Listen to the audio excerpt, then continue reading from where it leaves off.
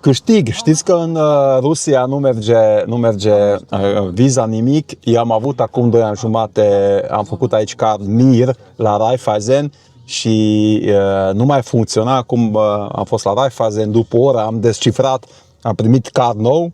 Deci pot plăti aici în Rusia. Nu este SWIFT, este MIR și este Raiffeisen aici, la Novosibirsk, așa că sunt foarte happy, nu mai trebuie să umblu cu un buzunar de cash după mine. Cu acest card pot plăti în Rusia.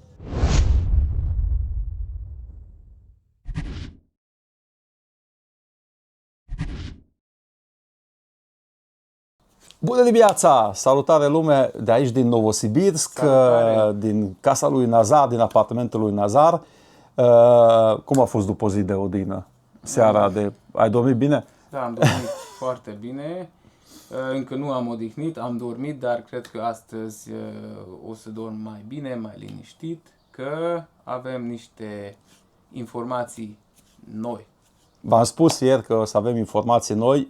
Cine a urmărit vlogurile noastre de când am intrat în Siberia, am spus că oricum dorim să ne odihnim, fiindcă am avut nevoie foarte mult de odihnă. Ați văzut în China, am mers într-un ritm destul de alert, am avut și seara program. După aceea am spus că oricum în Mongolia vom recupera cu odihna, aveam planul 4-5 zile cu Mongolia. Eram răcit, boala... Tu erai... Acum deja mă bucur că ești bine, dar în schimb era problema cu carantina și ne-a fost frică să ne bage într-un oraș, să intrăm într-un oraș care e închis, să savurăm, riscăm să fim închiși în carantină, așa că ați văzut Mongolia, am tăiat-o full gaz, am ajuns obosiți la vamă, Siberia, Rusia cu Mongolia, acolo am stat 8 ore. Sincer, statul m-a epuizat mult mai mult decât mersul pe motor.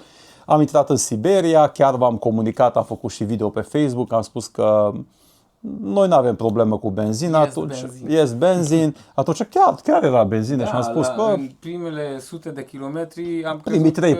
Am crezut că nu e nicio problemă, dar când am ajuns pas cu pas la Novosibirsk, adică la Actaș, am văzut că e ceva în neregulă. Că oricum primele kilometri, hai să spunem că și traficul nu era mare, nu era cine să cumpere acele benzină care aveau acele PECO, dar când am ajuns deja în Altai, zonă turistică, am observat că stai un pic, dar ați văzut cum am ajuns.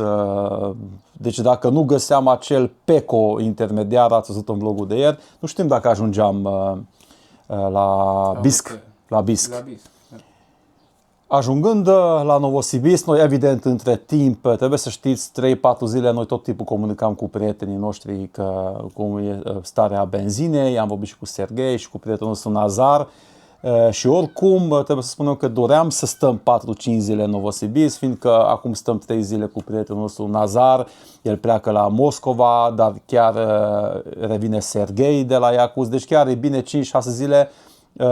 Oricum stăm aici în Novosibirsk înainte de a continua drumul. Dar cum continuăm drumul și ce decizie am luat? A fost o decizie grea, fiindcă și ieri când am pornit din Bisc am spus că cumpărăm canistre, cumpărăm flacoane, punem totul pe motocicletă și go spre Moscova. Ei, când am ajuns în Novosibirsk, ne-a lovit în plin criza de benzină, fiindcă aici în PECO-urile, din 10 PECO în 2 era benzină, unde era coadă de kilometri, deci n-am văzut scandal, n-am văzut bătăi, lumea stătea civilizat încă, dar nu era benzină. După aceea ne-am uitat pas cu pas la traseul care dorim să parcurgem până la vama cu Letonia, vama Terehova. Sunt 4100 de kilometri exact până la vamă pe drumul federal. Și avem și o aplicație, să nu uiți să povestești. Sigur că da. Deci ne-am uitat și am spus, stai un pic, noi aici în Siberia trebuie să știți, cine a urmărit vlogurile mele știți că sunt a 4 ore aici în Siberia, am parcurs acest drum, știu că între localități sunt 800, liniuță 1000 de kilometri. Foarte mulți a sugerat și noi am crezut că cumpărăm 4-5 flacoane, motocicletele biruie, pornim la drum. Ei, aici intervin două chestii. 1. În foarte multe stații unde este benzină te limitează la 20 de litri. Și să nu pui în canistre. Deci, evident, te limitează la 20 de litri Mulți au spus că da, sigur, dar mergi la următorul PECO și mai pui 20 de litri. Nu e așa ușor când stai 5-6 ore la coadă, pui 20 de litri, după aceea iar mergi 5-6 ore și se întunecă și tu n-ai făcut 3-400 de kilometri și nu sunt hoteluri. Problema este că într-un oraș, cum am spus, sunt distanțe mari, deci pur și simplu nu poți să stai la coadă. Informațiile răspândite în mass media sunt foarte multe și pro și contra. Ei, de aceea noi am început să sunăm prietenii care stau în diferite localități de pe drumul nostru și toți au spus la unison, indiferent prietenii noștri din Moscova, indiferent prietenii noștri care lucrează la ambasadă, că este riscul foarte mare să rămâneți pe taigaua fără benzină. Eu cunosc taigaua, știi ce înseamnă, cine a urmărit vlogurile mele, știți, v-am arătat, nu doresc să rămân între localități fără benzină. Plus ce a spus Alpar mai înainte, are mare dreptate că nu îți dă în flacon. Noi acolo la privat, cum ați văzut, eram alimentat că omul era înăuntru, nu au văzut. Poate că avem noroc să nu vadă că băgăm într-un flacon, dar când scoatem 6 de mijoane suplăm cu benzina, evident vede. Plus cine stă în spatele nostru la coadă, poate că nu s-ar uita foarte frumos. Este o criză mare de benzină, chiar cineva a făcut propagandista cum poate să șteargă toate comentariile, noi spunem tot timpul realitatea. Așa că am pus totul pe masă cum se face la șac. Hai să vedem, pornim spre Moscova și luați în considerare că suntem foarte obosiți. Suntem în a 44-a zi de aventură. Dacă acum trebuia să venim din România să facem invest, nu era o problemă, ești fresh, ați văzut pe Pamir, ne-am luptat, acum deja suntem obosiți, trebuie să luăm o decizie care este safety pentru noi și să nu puțulica acolo în taiga. Deci, toți prietenii noștri au recomandat un singur lucru. Două variante. Puneți motocicletele pe avion, pe ce vreți voi aici în Novosibirsk, trimiteți în România, ajunge când ajunge, iar voi zburați via Istanbul, în București, Budapesta, care este mai aproape. Pur și simplu nu am vrut să facem treaba asta, fiindcă visul meu și visul lui Alpar a fost să intrăm în România cu motocicletele ca și Ștefan ce Mare și toți regii care au uitat în diferite țări, așa că am spus nu e ok. Plus că erau niște scoruri de 5-6 mii de euro, deci cu avionul și din Magadan, nu știu cât era când am făcut calculul, deci nu se pune mai ales. Și a doilea problemă, din Rusia nu prea poți expedia nimic către UE, dar până în Turcia, de acolo iarăși complicat, nu se poate. Ăsta pică tot fiindcă sunt niște costuri care noi nu avem 5, 6, 7, 8 mii de euro. Am analizat foarte mulți motovloggeri care urmărim și noi, am uitat să spun, între timp vorbim cu foarte mulți motovloggeri francezi, belgieni care sunt pe trasee din Polonia. Costas din Grecia, toți au spus, măi, e o problemă foarte gravă cu benzina. Am spus, trebuie să găsim o soluție, dar să și intrăm în România să mergem cu motocicleta. Deci a picat transportul internațional. Am analizat și care la urma urmei am acceptat acest lucru, să trimitem motocicletele din Novosibirsk până în Moscova, unde această zonă între Novosibirsk și Moscova pe drumul federal, plus de aici până în Baikal, unde noi acum nu mergem, este cea mai mare problemă cu benzină. Ce v-am spus, nu vreau să desfac din nou problema. Și încă ceva, scuze. În afară de probleme benzinei, GPS, internet. Hai că nu avem internet, nu avem GPS, am spus de oricum, am și spus asta că e mai plus, în plus. Da, dar nu era o problemă pentru care am luat decizia, că fără GPS a spus că merge după hărți. Fără benzină nu mergea. Deci, toate astea adunate, cum spune și Alpar, GPS-ul, dar cel mai important că nu este benzină și fără benzină nu poți să mergi, că nu sunt cu Tesla. Am luat decizia să căutăm o companie de transport care transportă intern până la Moscova, fiindcă din Novosibirsk cel mai ușor ajunge în Moscova și cu avionul ca să mergem noi. Dar inițial am avut un alt plan și desfacem imediat. Nu știu dacă mai puteți să țineți ritmul, dar trebuie să vă explicăm. Ok, prietenul nostru Nazar s-a pus la lucru, îi mulțumim foarte mult, cred că a lucrat toată noaptea să găsească o companie și serioase, fiindcă avem două motociclete scumpe, hai să spunem, nu putem să trimitem, că erau foarte multe firme de garaj care legau pe un trailer, că îți ducem noi cu câțiva sute de euro. Nu, evident am spus că nu vrem ceva cu asigurare, vrem ceva serios, gen Lagermax, știți că am transportat foarte mult cu prietenii mei Lagermax în Spania, înapoi, deci am vrut neapărat o companie care este asemănător a Lagermax. Nazar a găsit o companie, cum îi zice, Delin.ru, este cea mai mare firmă de transport din Rusia.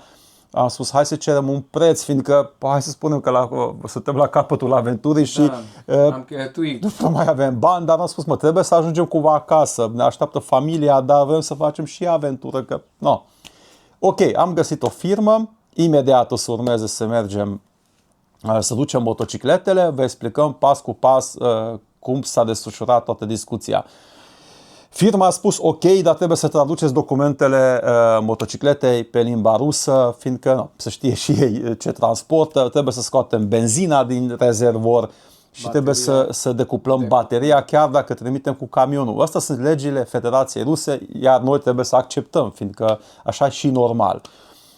Noi am spus ok, hai să trimitem până în Moscova, de acolo oricum mai avem 7-800 de km până la vamă, cu Letonia, și de acolo încă 1500 până acasă, o altă aproape 2000 până în Dotaiu secuiesc. Și rămâne și aventura, scăpăm și de criza asta cu benzina, bine, din Moscova încă mai avem 700, deci acolo încă 700 e mai ușor de rezolvat decât 3300. 3200 și ceva este, da, 3300, hai să rotujim până la Moscova.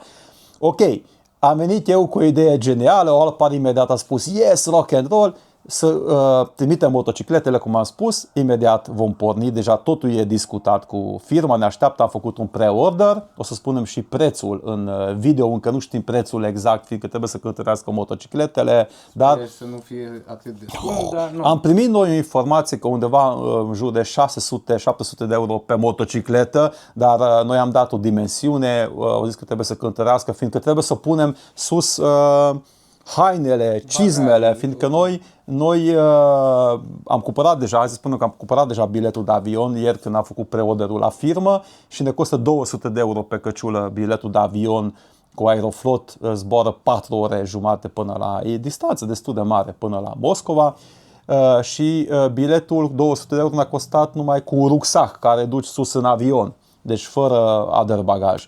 Așa că țineți, așa stați și voi să nu fie foarte scump trimiterea când ne cântăresc cu bagajul. Dar, rămânând la ideea genială la care Olpar a spus yes, rock and roll, să mergem cu vagon de dormit, cu trenul până la Moscova, cu Transsiberian. Fiindcă, trebuie să spunem, motocicleta face 5 zile cu expres. O săptămână sau 5 zile, dacă plătești extra 5 zile, noi am spus că plătim ca să ajungă motocicleta. Nu știu dacă mai puteți să țineți pațul, dar avem mult de vorbit. Am spus că mergem cu trenul, chiar dacă este mai scump, biletul era mai scump decât avionul, cu vagon de dormit. Nu există dar două tipuri de vagon de dormit pe Transsiberianul care merge din Novosibirsk pe Moscova. Sunt 5 trenuri pe zi, vagon de dormit open, deci e un vagon și toată lumea dorme ca și la internat, sau cine a făcut armata știe cum am dormit în armată, sau compartiment închis cu duș, zic ok, cu 4 paturi. Zic, nu e problemă, cumpărăm toate 4 locuri și stăm numai noi 2. Ei, surpriză, 5 trenuri pe zi, fiecare cabină avea un pat sau maxim 2. Am spus, nu e ok să dormim cu 2 ruși pe care nu cunoaștem, nu putem să vorbim 3 zile, poate sfărăie, poate nu. Și erau numai paturile de sus libere, trebuie să cobor prin el, nu e ok. Așa că, din păcate, trenul a picat, era fain să vă prezentăm cum e Transsiberianul, o să mai venim data viitoare sau iarna, fiindcă, de ce sunt aglomerate trenurile? Este sezon estival, plus cum nu este benzină, lumea merge cu trenul. Sau cu avionul, că și avionul, ai văzut câteva locuri mai erau disponibile.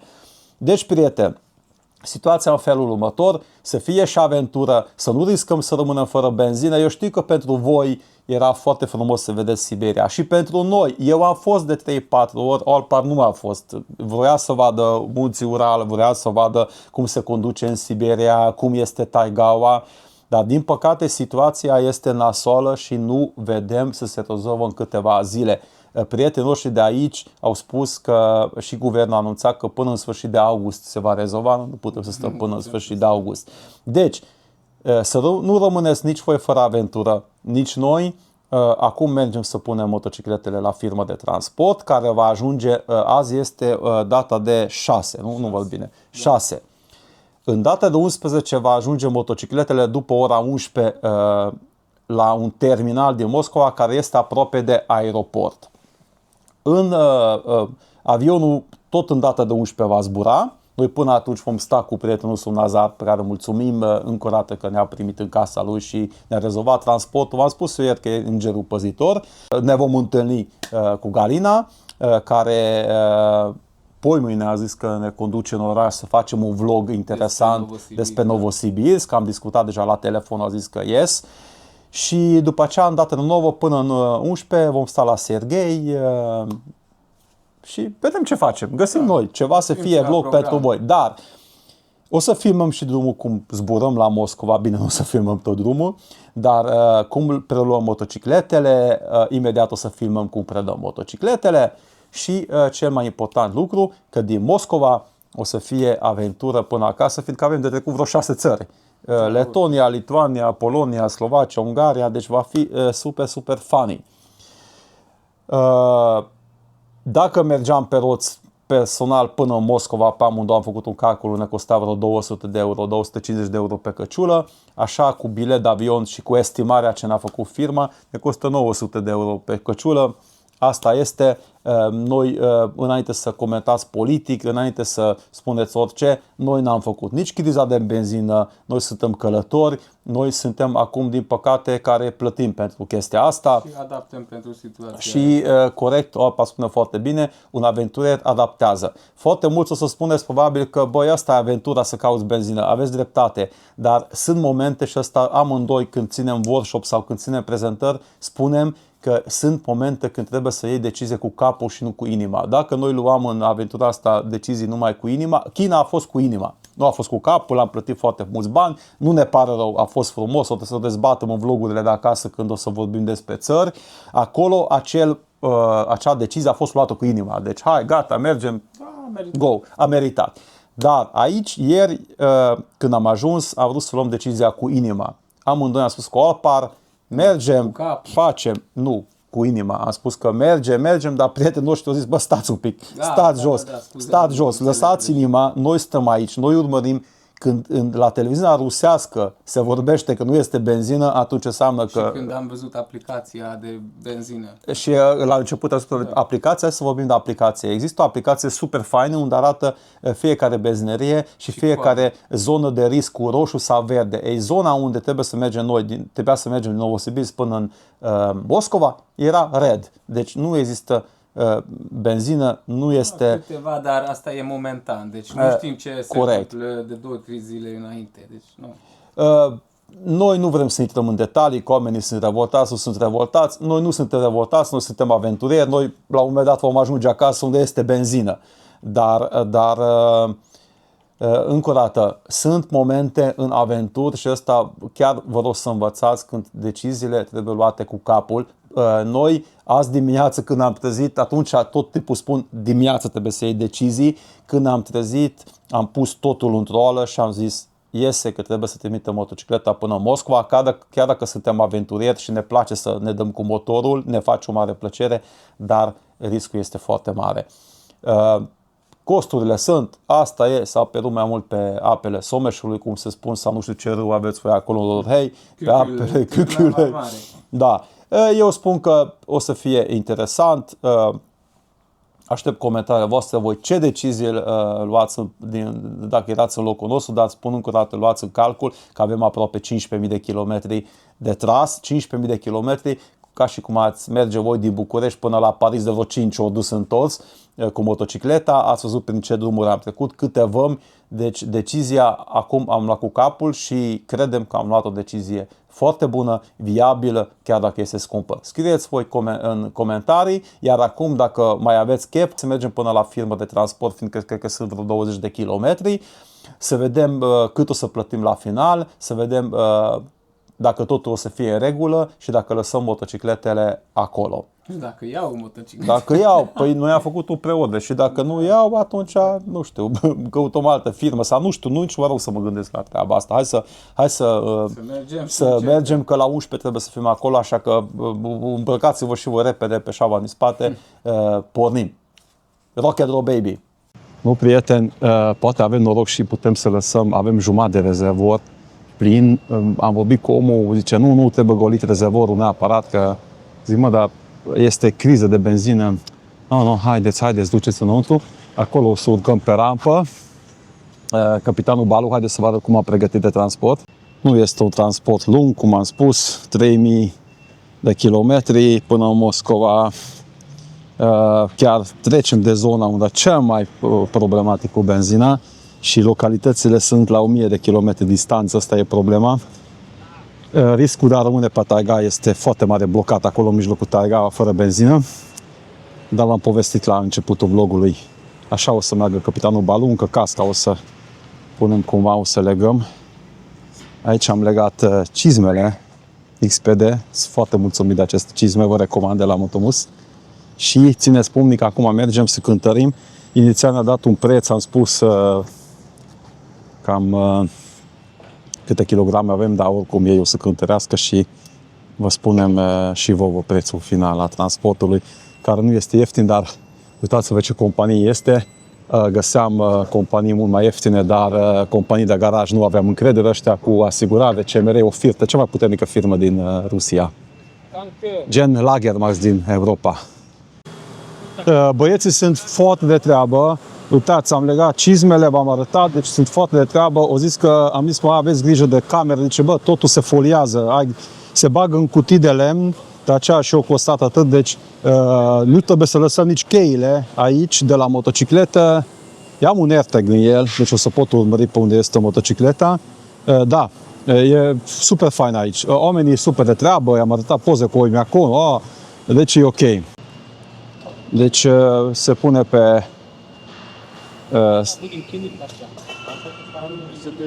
făcut, deci credeți-mă că în 3 minute au făcut acest stand.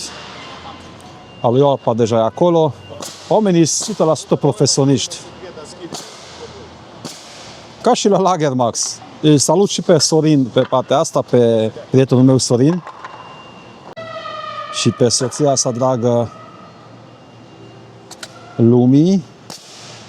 De timp mă uită, atenție să nu scapă pe Balu, dar nu cred. Au zis că zilnic au motociclete. Aici este unul care merge la Baikal, o motocicletă. Deci tot trimite cineva la Baikal, mai ales că aici sunt probleme foarte mari de benzină. Motocicleta Europa deja e împachetat, mai vine și o ramă. A meu acum se împachetează, profesioniști. Scump, dar profesioniști. Asta e important. Mi-au confirmat că 5 zile face până la... Deci în data de 11 ajungem în Moscova, luăm rămas bun de la Balu și mergem să plătim. Care e cel mai dureros lucru, dar mulțumim și vouă care ne susțineți pe Revolut, fiindcă și China are o cheltuială în lupul și ăsta, dar așa e în aventură și fără voi nu puteam să facem această aventură, deși pe calea asta vă mulțumim frumos. Din Moscova continuă aventura, dar încă mai vine vloguri aici în Novosibirsk, deci să nu plecați de pe canal, fiindcă mergem și filmăm niște chestii faine. Uitați în câte orașe se trimite în Rusia. Foarte multe orașe. Mergem la Murmansk sau la Vladivostok. Prieten, am terminat aici la firma Delin.ru. Am plătit expres, deci în 4 zile, pe 11, în 5 zile ajunge la Moscova, 3300 de kilometri, 1400 de euro cele două motociclete, de 700 de euro pe căciulă. Puțin mai ieftin decât în Europa, când, nu, cam același preț, că așa am trimis și la Barcelona cu Lagermax, deci cam același preț, dar ajunge sigur 700 de euro pe căciulă, plus 200 de euro biletul de avion, 900 de euro. Dacă mergeam pe roți, cheltuiam 400 de euro pe căciulă, 500. Deci puțin mai scump decât mergeam pe roți, dar nu avem problemă să rămână fără benzină pe taiga, care este prim problem. Asta este. Stăm 5 zile acum în Siberia, oricum stăteam 5 zile, deci ok. Haideți să ne întâlnim cu Galina mai târziu. Ați întrebat foarte mulți unde e Galina. Nu răspunde la telefon, acum am sunat, dar mai târziu probabil că va răspunde. 2 hours later. Uitați pe cine am alături. Salutare tuturor! Cine mai ține minte pe Galina? Toată lumea. Galina, Salut. cum ești? Foarte bun! Foarte bine. Da, vremea bun, nu e prea cald astăzi. Și... Nie holodna. Nie holodna. Nu, nu. Ce ați făcut? Că s-a topit zăpada. Nu, vara nu este zăpadă. Nu. Ajunge zăpadă. Deci ieri a fost 34 de grade aici în Novosibirsk. 34. Da, a fost foarte cald și asta anomalie pentru Siberia. Ia spune, cine nu te-a văzut de 2 ani jumate, când ne-am văzut ultima dată, ce faci tu? Cum ești? Cu sănătatea? Totul e ok? Da, totul bine și... Ai, nu știu cum să spun. Spune pe rusă. Deja un pic, cum să spun, am uitat limba română. Trebuie să vii mai des să povestim. Da, scuze. Nu ai uitat, că vorbești încă bine. Mulțumesc și eu doresc pentru toți o zi bună și tot ce e bun și frumos Oh, în viața voastră. super, vezi? Că știi românește. Ok, stai. Mergem în centru. Da. Mergem la bancă, pistolul nu avem la noi, dar Nazar face rost. Aici, domnul șef. Nazar, spune și tu ceva pe română. Speak in Romania? Hello, bună dimineața, bună seara. Ce faci? Ce faci? Ce faci? Grupuri. Gropuri. Foarte multe gropuri.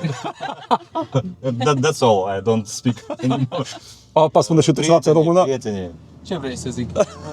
Cred că eu pot să zic mai mult decât ei, dar nu corect gramatical. Dar nu prea contează. Suntem în Rusia, totul e ok și ne vedem ce vine. Mergem tot înainte în aventură. Mulțumesc, prieteni. Da. Salut, Vladi Alex, în oraș Arad. Da, Din orașul Arad. da și salutăm și Tobi, câine el. Oi, Tobi? câine, Câinele? Doc. Doc. Tobi, da. Tobi. Da, Vladi Alex, Tobi, salutare.